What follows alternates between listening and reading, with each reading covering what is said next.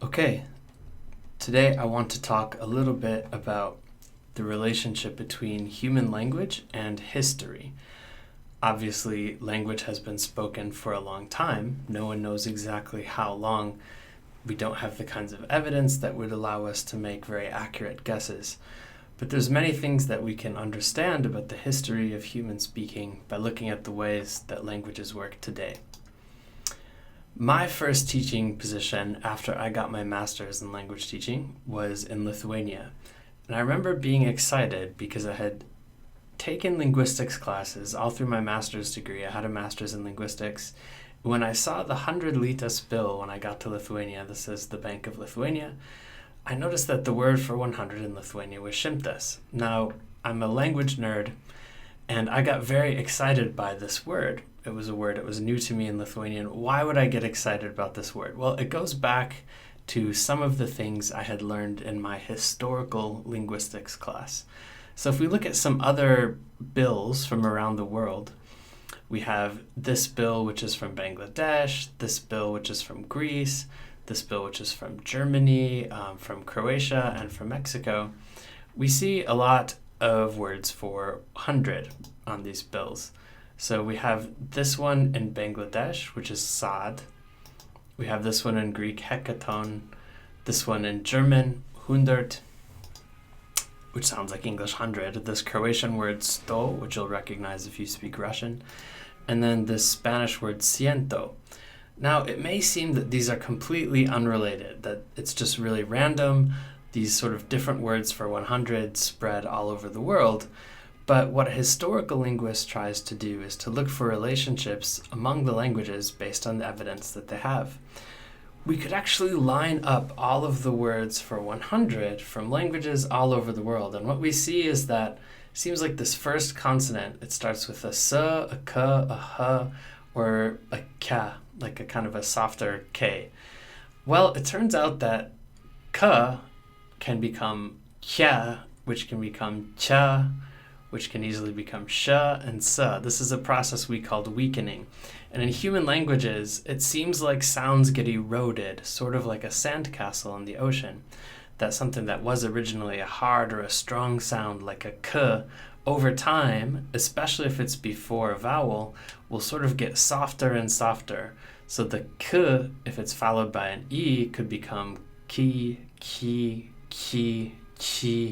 shi. And that's what we got for those first two letters in Lithuanian, shi. We see that there's some kind of a vowel in the second position. We have an M or an N here. It seems like it's an N in most languages, but we do have this one M here and an M before a T. So what ma and n have in common, which we'll see, is that they're consonants pronounced through the nose. Then we have this very clear row of all of these t, d sounds. Then we have a, o, a, e. These German ones are a little bit weird. We have this R thing, and then there's a bunch of random stuff sort of at the end here. We've got an M, an N, an M, and then a D and a T. Well, it turns out actually that all of these languages descend from the same language. So these languages that you see on this little map, there's sort of a blue family and a red family. The blue family, the word for 100 seems like the earliest word for it was centum, and we might recognize this. So in a language like Latin, it basically is centum, and we get words like percent or centage or century, which we have from this k, e-n-t. And then there's these red languages, like we can see in ancient Sanskrit text, the word for 100 was satem. And it seems like other languages, like, Bengali, sata, or the Hindi word so probably are just reductions, again, sort of erosions from that original word. So satem and centum themselves both seem to stem from a single older word, kumtom, which meant 100. So the reason that I sort of nerded out and got excited when I saw this word šimtas and 100 is that it was very close to what linguists hypothesize was an ancient language called Proto-Indo-European, spoken in 3000 BC. And if I were to go back in time and meet these Proto-Indo-Europeans who maybe lived in this region kind of above the Black Sea, I would be able to find them speaking some word like kumtom. Obviously, I've never met these people. There's no recording. They didn't write anything down. This is too far in history. But by looking at the languages that we know came from Proto-Indo-European, ancient languages like Greek or Latin or Sanskrit, or languages that are dead today like Tocharian or Hittite or Mycenaean, we can actually fairly certainly say that this word for 100 used over 5,000 to 6,000 years ago was kumtom. This is what historical linguists do. It's called reconstruction, historical reconstruction. And actually, by looking at all of the different words for the numbers, and not just the numbers, we can reconstruct historical relationships. We can do two things with reconstruction. We can figure out what the earlier word may have sounded like a long time ago, and we can begin to figure out what languages have a relationship with each other based on which languages have similarity. If we look at the Indo-European words for counting, there's only words really that count up to 10, and there should be an obvious reason for that. We only have 10 fingers, 10 toes. It was harder to count up to 10. The words up to 10, though, are oinos, duo, tres, quattores, penque, sex, septem, octo, neuin, decmet. So again, these are words that haven't been spoken for 5,000, 6,000 years perhaps. But by looking at all of the different words for these things in the daughter languages, we can come up with this list. And whether you know Greek or French or Portuguese or Romanian or Albanian or Hindi or Bengali or Farsi, Gaelic, you'll actually see resemblances in this list of counting 1 through 10, even with English. 1, 2, 3, 4 may seem a little bit strange. 5, 6, 7, 8, 9, 10. We see some of that there. Well, let's look at this weird one, 4. This word quattores for 4, we can see that it has a lot of descendant languages from Proto-Indo-European. These are all languages that came from those original Proto-Indo-Europeans. Sanskrit speakers, it would have been Chatvaras in the ancient Vedas spoken in northern India. The old form of Irish, you could actually see it would be Kether. In Old Greek, in ancient Greek, it would be Tetares, sort of in the writing of the ancient poets of Greece. In Old Church Slavic, sort of the earliest Slavic language we know that you could still hear in Orthodox churches today, it would be Cetire. In Latin, it would be Quattuor. In Gothic, sort of the oldest of the Germanic languages that we have records of, it would be Fidwar. Avestan, the ancestor language of Farsi, it would be Kathwar. We can see that Chatvaris became modern Hindi Char.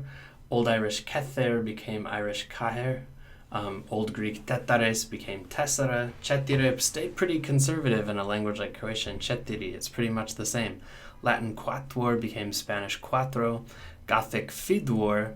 It's easy to see Quettuores, Huettuores, Huettuores, Fedwores, Fedwar, eventually got whittled down to what we see in English as being 4, and Avestan Kathwar would become Farsi Chahar.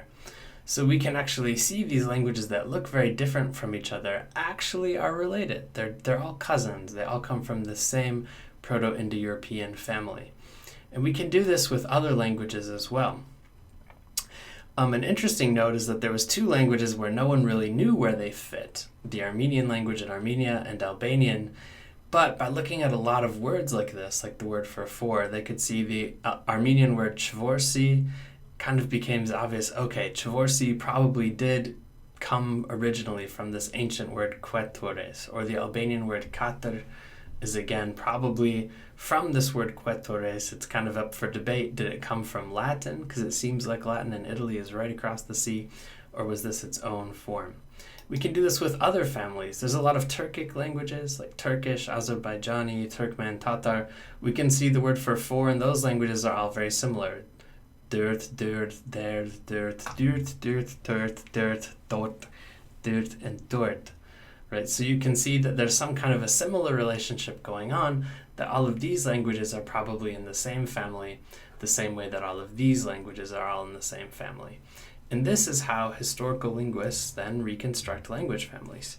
You know, it's interesting, we can actually learn even a little bit about the ancient Proto-Indo-Europeans by looking at what sorts of words we can reconstruct. We know that they had a word whid, which meant to know something because you could see it, which came into all of its daughter languages in many different forms, including in English, words like idea, wisdom, wise, Veda, like the Sanskrit Vedas, video, visa, vision, vista, wit, all came from that one original word down their own paths through history, which is why English ends up with so many different words, which can all be sort of based on this idea of see. Some of them we think more of knowing, some we think more by seeing, but it seems like in the original language it meant to know something because you saw it. There was another Indo-European word, gno, or kno, which meant to know something perhaps by touching. And then this is the ancestor of words like cognition, reconnaissance, reconnoiter, cognitive, ignorant, gnostic, gnome, diagnosis, prognosis, know, cunning, acknowledge, can, uncouth, con man, notice, note, acquaint, incognito, quaint, noble, narrate. All of these actually come from that same root through many different paths through history, and ended up in our modern English language. And that what they all have in common is some idea of knowing by exploring, knowing by touching, knowing by going out and doing something. And in fact, this contrast, wid and gno, to know something in one way, to know another, we see this in a lot of different languages. In Spanish, there's a word conocer, which means to know a person, which is different than the word saber. In German, we have the word wissen, which means to know something intellectually, and we have kennen, we get this ken, which means to know someone by means of a relationship with them. So even in a lot of the modern languages we see today, they preserved this very ancient contrast between ways of knowing. We can say something about the history of those Proto-Indo-Europeans, the way they experienced and thought about the world based on the roots that we can reconstruct. An interesting list called the Swadeshi list, this list of words, which are kind of randomly scattered across the screen, are words that are very conservative. These are the words that are the least likely to change from one language to another. I'm not going to probably borrow the word for one because I probably already have a word for one and I'm going to keep it. I'm probably not going to borrow the word for moon because I probably already have a word for moon and I'm going to keep it. So these are often the words which are the deepest core of any human language. The words which actually are best at showing what was the original, the earliest form of this language. What did it sound like and what was it related to? So we can see there's some personal pronouns. There's ways of ending someone's life. There's things that we have to do, like to breathe, to live, to sleep, to swell. There's forms of motion. There's pieces of our anatomy. There's relationships that we have. There's information, such as the question words. Time, celestial bodies, environmental factors. All of these things are things that are very old. And you could look at the Swadeshi list, which turns out to be the list of 200 words that are the most reliable in human languages, as being maybe sort of what's core to the human experience. And so linguists have gone all around the world and found out how to say these 200 things in the different languages. And that's a pretty good way that you can reconstruct which relationships are related to each other and how. So maybe you can try this with different languages that you know, or different languages that you know are related to each other. Look at the words for one of these things and see if you can detect the relationships between those words. One interesting and concrete example of this is what we've done with the Austronesian family, which is a group of languages spoken all across the Pacific Ocean. We can actually reconstruct by going in different Austronesian languages and looking at how the sounds, how the words have changed slowly over time on that Swadeshi list. Even though they don't have many records about these early sea voyages and where these people come from, we can use historical reconstruction to say that all of the Austronesians probably originally started as the Aboriginal people of Taiwan, some of which still speak Austronesian languages, about 5,000 years ago. Then they began to spread out into Micronesia, and those Micronesians eventually became the Polynesians, down through Philippines and into Indonesia, and across the islands of Papua New Guinea became the Melanesians. And very interestingly, Madagascar was actually settled not by people from Africa. There's no record that Africans ever knew of Madagascar's existence, but it was settled by people from Indonesia. And the linguists were the first ones to notice this relationship, that people in Madagascar speak languages much more similar to languages in Indonesia. And later, when genetics came around, we were able to confirm that the Malagasy people in Madagascar are an Austronesian people who came across the sea. And linguistically, we were able to establish the date of when the different islands in the South Pacific were settled based on the language they brought with them and how the language changed. And it turned out that these linguistic analyses were very accurate once they were able to be confirmed by genes and measures of genetic diversity.